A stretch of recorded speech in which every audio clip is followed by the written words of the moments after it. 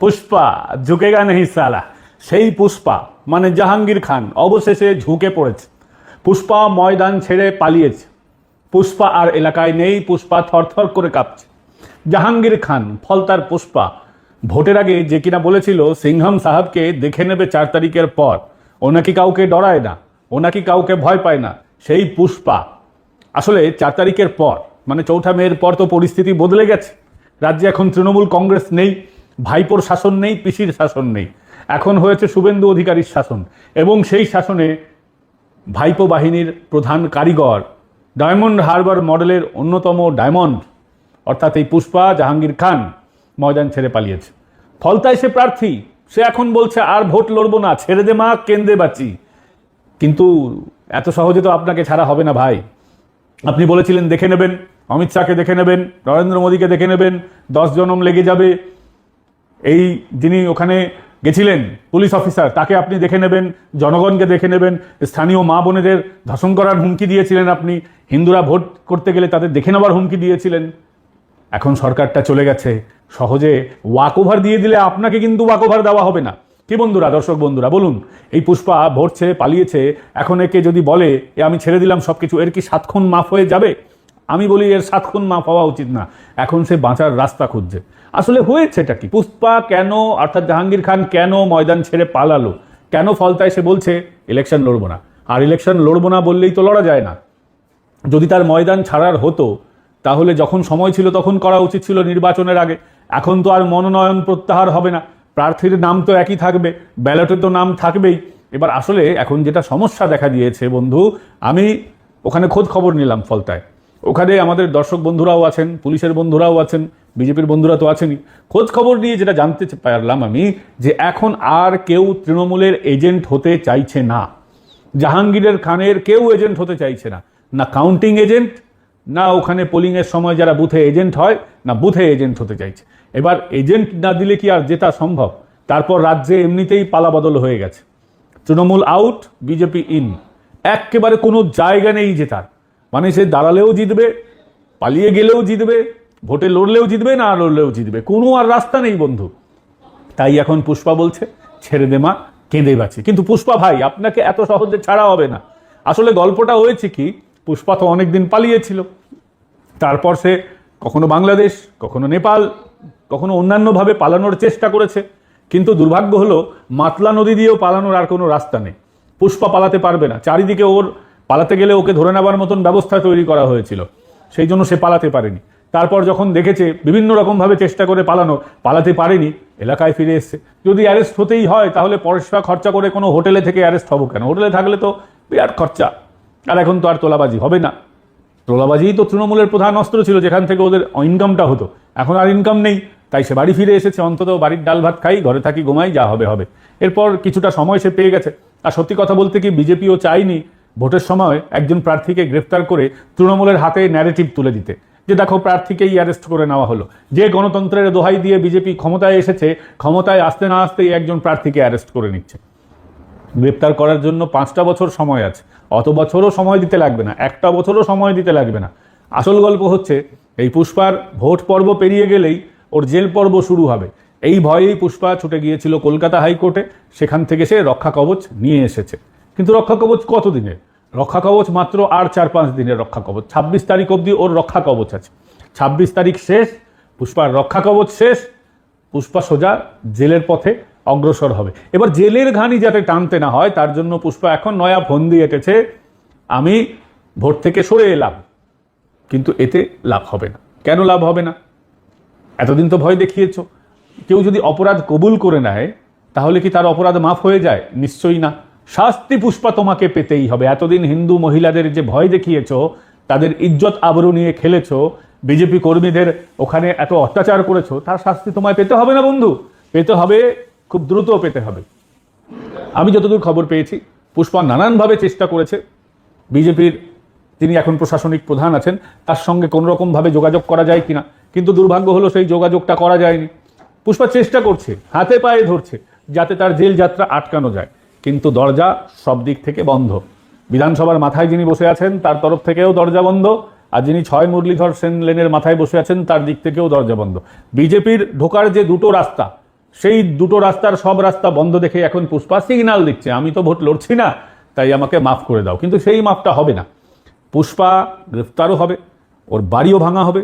এবং দেখুন, ভেবে দেখুন, শুভেন্দু অধিকারী দুদিন আগেই ঠিক যেভাবে বললেন, এই তৃণমূলের যে চোর উচাক্কাগুলো আছে তাদের কত কত সম্পত্তি, জাভেদ খানের ছেলে, তার ছেলের নামে নাকি 90খানা সম্পত্তি, ভাইপোর নাকি 24টার বেশি সম্পত্তি। তার মধ্যে দুঃখের খবর, ভাইপোর সম্পত্তি ভাঙার অর্ডার কিন্তু কার্যত চলে এসছে।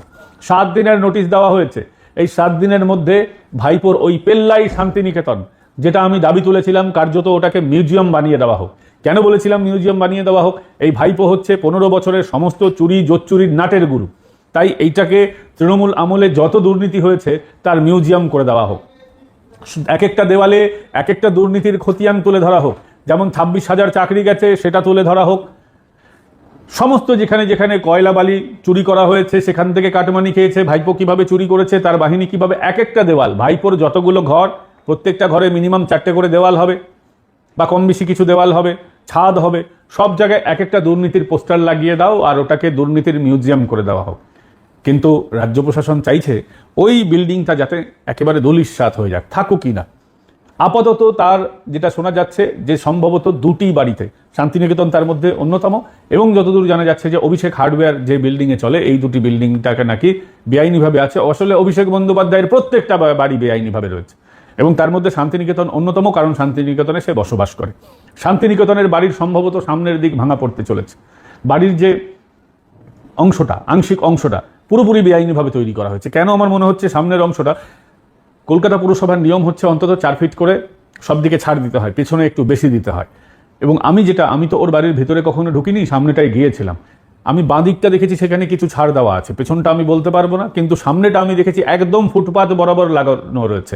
ফুটপাত অর্থাৎ সরকারি জমি যেখানে শেষ, তারপর কোনো রকম ছাড় নেই, যেখানে শান্তিনিকেতনের বিরাট বোর্ডটা লাগানো আছে ওই জায়গাকার কথা বলছি। আমার মনে হচ্ছে, এবং যেটা আমি খবর পেয়েছি, ওই অংশটা ভাঙা হবে এবং 7 দিনের সময় দেওয়া হয়েছে। অবশ্যই আপনারা জানেন পুরসভার নিয়ম অনুযায়ী কোনো বিল্ডিং ভাঙতে গেলে সেখানে প্রথমে 7 দিনের নোটিশ দিতে হয়, সেই নোটিশটা দেওয়া হয়েছে। এবং মজার ব্যাপার কি বলবো জানেন, মজার ব্যাপার হচ্ছে ওই যে বিল্ডিংয়ের অংশগুলো ভাঙার জন্য যে খরচ হবে, সেই খরচটাও অভিষেক বন্দ্যোপাধ্যায়কে দিতে হবে। বিজেপি সরকার নতুন নিয়ম করেছে। নিয়মটা হচ্ছে ঠিক যেরকম উত্তরপ্রদেশে বাড়ি ভাঙা হয় এবং বাড়ি ভাঙার যে খরচাটাও নিয়ে নেওয়া হয়, তো এখানেও সেই নিয়ম চালু করা হচ্ছে। বাড়ি তো ভাঙা পড়বেই এবং বাড়ি ভাঙার টাকাটাও নেওয়া হবে অভিষেক বন্দ্যোপাধ্যায়ের কাছ থেকে। এবার ওর পরিবার যাবেটা কোথায়? যদি অভিষেক বন্দ্যোপাধ্যায়ের প্রচুর বাড়ি, শুনেছি নাকি বিদেশেও বাড়ি টাড়ি আছে, বিদেশে গার্লফ্রেন্ড তো আছেই, বিদেশে অ্যাকাউন্ট তো আছেই, সমস্ত টাকা বিদেশে আগে থেকে পাচার করে রেখেছে, সেসব তো আছেই। কিন্তু অভিষেক বন্দ্যোপাধ্যায়ের যে 24টা সম্পত্তি আছে সবই তার নজরে। বাড়ি ভাঙা পড়বে, অভিষেক গ্রেফতারও হবে, খুব শীঘ্রই অভিষেক গ্রেফতার হবে। তার দুর্নীতির সমস্ত ফাইল কিন্তু খুলছে, আর দুর্নীতির ফাইল যখন খুলবে, টপাটপ পিসি, ভাইপো, পিসিমার ভাইয়েরা সব টপাটপ জেলে যাবেন। এবং কোনো তৃণমূল নেতা এই মুহূর্তে প্রবলেমে নেই এরকম তৃণমূল নেতা খুঁজে পাওয়া যাবে না, যাদের বিরুদ্ধে তদন্ত হচ্ছে না বা যাদের বিরুদ্ধে তদন্ত আগামী দিনে হবে না এরকম কোনো গ্যারান্টি নেই। ভেবে দেখুন তো, অরূপ বিশ্বাস, এই মেস যিনি করেছিলেন, এই মেসির মানে কার্যত এখানে যে হুলুস্থুল পড়ে গেছিল, মানুষ ক্ষোভ বিক্ষোভ দেখিয়েছিলেন, কেউ 10,000 টাকা, কেউ 20,000 টাকা দিয়ে টিকিট কেটেছিলেন। কিন্তু তারপর কি হলো? তারপরেও মানুষ মেসিকে দেখতে পেলেন না, অরূপ বিশ্বাসকে দেখার জন্য কি মানুষ 10-20 হাজার টাকা দিয়ে টিকিট কেটেছিল? কিভাবে যুবভারতী ভাঙচুর হয়েছিল? এই যে যুবভারতী ভাঙচুর হয়েছিল, এই ক্ষতিপূরণটাও এদের কাছ থেকেই নেওয়া উচিত। হয়েছেটা কি? শতদ্রুবাবু, যিনি আয়োজক ছিলেন, শতদ্রু দত্ত, উনি কমপ্লেন করেছেন বিধাননগরে অরূপ বিশ্বাসের বিরুদ্ধে। তার সরাসরি অভিযোগ, অরূপ বিশ্বাসের কারণেই ওই মেসির, ওই দিনকে যেদিন মেসি এসেছিলেন সেই দিন গন্ডগোল হয়েছে, তাই তার বিরুদ্ধে তদন্ত হোক। মমতা বন্দ্যোপাধ্যায়ের আমলে যখন তদন্ত হয়েছিল তখন সেই সময় ডিজিকেও তদন্তের আওতাধীন করা হয়েছিল এবং ডিজির যারা অধস্তন কর্মচারী ছিলেন, অধস্তন পুলিশ অফিসার ছিলেন, তারাই নাকি তাকে জিজ্ঞাসাবাদ করবেন। এ কেমন জিজ্ঞাসাবাদ আমরা বুঝতে পারিনি, কিন্তু যাদের বিরুদ্ধে আসলে জিজ্ঞাসাবাদ করা উচিত ছিল, সুজিত বোস, অরূপ বিশ্বাস, তাদের বিরুদ্ধে কোনো জিজ্ঞাসাবাদ হয়নি, কারণ তারা তৃণমূল কংগ্রেসকে আলো করে থাকেন, তারা তৃণমূল কংগ্রেসের লোক, এই কারণেই হয়নি। এবার সেই তদন্তটা হবে এবং তদন্ত যদি ঠিকঠাকভাবে হয় তাহলে অরূপ বিশ্বাসের জেলে যাওয়া শুধুমাত্র সময়ের অপেক্ষা হয়ে যাবে। তার কারণ অরূপ বিশ্বাসী মূল নায়ক, অরূপ বিশ্বাসী মূল কাণ্ডারি সেদিনকার গণ্ডগোলে। তিনি এত পেয়ারের লোক ঢুকিয়ে না দিলে, যাদেরকে ভিভিআইপি পাস দেওয়া হয়েছিল তাদেরকে তো মেসিকে দেখার জন্য ভিভিআইপি পাস দেওয়া হয়েছিল, তাদেরকে মেসির সঙ্গে ছবি তোলার জন্য তো দেওয়া হয়নি। সকলে মাঠে ঘিরে মেসিকে যেভাবে ঘিরে ধরলেন, মনে হচ্ছে যেন জনৈক সাংবাদিক, এই জনৈক নেতানেত্রী, এদেরকে দেখার জন্যই মানুষ সেদিনকে টিকিট কেটেছিল। তো আজকে সেই দিন বদল হয়েছে, আজকে বিজেপি সরকার এসছে এবং স্বচ্ছভাবে তদন্ত হবে, আমরা এটা আশা করছি। এবং যত তৃণমূলের এই ধরনের চোর অপরাধী দুর্নীতিতে অভিযুক্ত আছেন সব টপাটপ করে জেলে যাবেন। আপনারা দেখছেন না, শান্তনু সিনহা বিশ্বাস জেলে গেছেন, কান্দিতে তার বিরাট রাজপ্রাসাদ পাওয়া গেছে। লোকে তো বলতো এতদিন অট্টালিকা, পেল্লাই বাড়ি, আমি বলছি ওটা রাজপ্রাসাদ। যে যত বড় ওই জায়গা জুড়ে তৈরি করা হয়েছে, 7 কোটি টাকার জমি, সেটা 1.5 কোটি টাকায় উনি কিনে নিয়েছিলেন, তারপরে কয়েকশো কোটি টাকা খরচ করে ওই রাজপ্রাসাদ তৈরি করেছেন। তা একটা পুলিশ, সাধারণ পুলিশের সাব ইন্সপেক্টর, সেখান থেকে ইন্সপেক্টর পদোন্নতি হতে হতে ডিসিপি মমতা বন্দ্যোপাধ্যায় তো এই দুর্নীতিগুলোকে প্রশ্রয় দিয়েছেন। মমতা বন্দ্যোপাধ্যায় হচ্ছেন এই দুর্নীতির আসল কারিগর। তার প্রশ্রয় না হলে এইসব শান্তনু সিনহা বিশ্বাসটা তৈরি হতো না। এখন ভেবে দেখুন, তাহলে মমতা বন্দ্যোপাধ্যায়কে গ্রেপ্তার করা উচিত না? যে মমতা বন্দ্যোপাধ্যায়কে দীর্ঘদিন ধরে সততার প্রতীক তৃণমূল কংগ্রেস বলে এসেছে, সেই মমতা বন্দ্যোপাধ্যায়ের বাড়িতে আপনারা গিয়ে দেখবেন তো, শুধু ক্যামেরার ফোকাস যে টালির চালার দিকে করা হয়, সেই টালির চালা থেকে ডান দিকে কতটা জায়গা মমতা বন্দ্যোপাধ্যায় দখল করে রেখেছেন।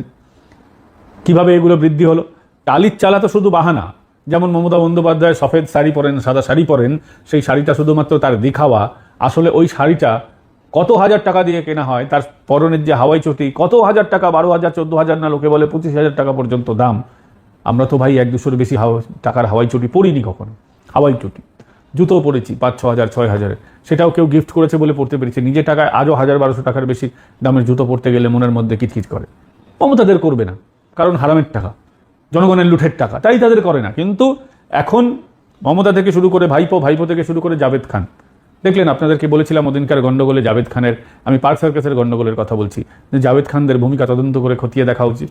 দেখলেন তো, ঠিক তারপরের দিনই শুভেন্দু অধিকারী বলে দিলেন জাভেদ খানের বেটা 90টা সম্পত্তি কি করে বানালো।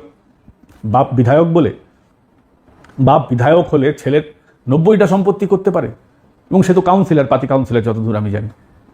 এই সমস্ত সম্পত্তি খতিয়ে দেখা হবে, শুভেন্দু অধিকারী তদন্তের নির্দেশ দেবেন। গোটা তৃণমূল কংগ্রেস তাসের ঘরের মতন ভেঙে পড়বে। এরা এখন চেষ্টা করছে বিজেপিতে ঢোকার, একেবারে তৃণমূলের কাউন্সিলর থেকে শুরু করে, কাউন্সিলরের চামচা থেকে শুরু করে পাড়ার বেলচা পর্যন্ত, এমনকি নেতা মন্ত্রী পর্যন্ত, বিধায়ক থেকে শুরু করে সাংসদ পর্যন্ত, সবাই এখন পালের গোদা হয়ে বিজেপিতে ঢোকার চেষ্টা করছে। কিন্তু বিজেপি দরজা বন্ধ করে রেখেছে। কতদিন দরজা বন্ধ করে রাখবে আমরা জানি না। আমি চাই এদের জন্য কোনোদিন যেন দরজা না খোলে। সাধারণ কর্মীদের যদি মনে হয় নিয়ে নেবেন বুথ মজবুত করার জন্য, পান্না প্রমুখ করার জন্য, নিয়ে নিন, কিন্তু তৃণমূলের এই সমস্ত দাগিদের নেবেন না। এদের শখ কত, এখনও এরা চায় তৃণমূল থেকে ছেড়ে বিজেপিতে এলে যেন কনফার্মেশন দেওয়া হয়, টিকিটটা পাওয়া যাবে। যারা তৃণমূলের পঞ্চায়েত সমিতিতে ছিলেন, পঞ্চায়েতের গ্রাম পঞ্চায়েতের সদস্য ছিলেন, প্রধান ছিলেন, যারা জেলা পরিষদে ছিলেন, যারা পৌরসভায় ছিলেন, তারা এখনও চান যে দলবদল করার পর যেন তাদের টিকিটটা কনফার্ম থাকে। যে পদে তৃণমূলে ছিলেন সে পদে বিজেপিতে থাকবেন। তাহলে বিজেপিতে যারা এতদিন কাজ করলো তারা কি আঙুল চুষবে? যারা এতদিন তৃণমূলের মার খেলো তারা এখনও তৃণমূলের যারা নেতারা আসবে তাদের জি হুজুরি করবে? এদের দলে নিলেও কুকুর বানিয়ে রাখা উচিত। 5 মাস শুধু বিজেপির পার্টি অফিস এরা ঝাড় দেবে। বিজেপি পার্টি অফিসের ভিতরে পায়খানা থাকলে সেটাকে পরিষ্কার করবে। এদেরকে মিছিলেও নেওয়ার দরকারই নেই, টোটাল এদের বয়কট করুন। কর্মী নিয়ে নিন, যারা ওই ছোটোখাটো কর্মী আছে, মিছিলে হাঁটার জন্য দল ভারী করার জন্য লোক দরকার মিছিলের পেছনে, সেটাও নিশ্চিত করতে হবে মিছিলের পেছনে যেন হাঁটে। পুরনো বিজেপি কর্মীরা সামনে থাকবে, এই নব্য যারা ওটা দল থেকে আসবে তারা যেন পিছনে থাকে। না করলে বিজেপি যে এই যে জিতেছে, এই বিরাট জয়, যেটা জনগণ এই জয়টা এনে দিয়েছে, সেটা কিন্তু ভাবমূর্তির বিজেপির খারাপ হবে। জনগণও মনে করবে যাহাই তৃণমূল তাহাই বিজেপি। মুকুল রায় যে কথাটা বলেছিলেন, যা তৃণমূল তাই বিজেপি, সেটাই হয়ে যাবে। কিন্তু মুকুল রায়ের কথা সত্যি হয়ে যাবে, সেটাকে যেন সত্যি না করা হয়। এর জন্য বিজেপির সমস্ত নেতাকর্মীদের কাছে আমাদের আবেদন থাকবে, ভালো থাকবেন, সুস্থ থাকবেন। আগামীকাল আবার দেখা হবে। আপনাদের এই প্রতিবেদন কেমন লাগলো অবশ্যই কমেন্ট করে জানাবেন। ভিডিওটা ভালো লাগলে লাইক, শেয়ার অ্যান্ড সাবস্ক্রাইব করতে ভুলবেন না। অনেকেই আমাদের জয়েন বাটন ক্লিক করে মেম্বার হয়েছেন, প্রত্যেককে আমি প্রণাম করছি, ধন্যবাদ জানাচ্ছি। এবং যারা আমাদের সুপার থ্যাঙ্কস পাঠাতে চান, আমাদের সুপার থ্যাঙ্কস পাঠিয়ে সহযোগিতা করতেই পারেন। ভালো থাকবেন, সুস্থ থাকবেন। আগামীকাল আবার দেখা হচ্ছে আপনাদের সঙ্গে, আপনাদের এই প্রিয় চ্যানেলে, যার নাম পলিটিক্যাল ডেইলি। ভালো থাকবেন।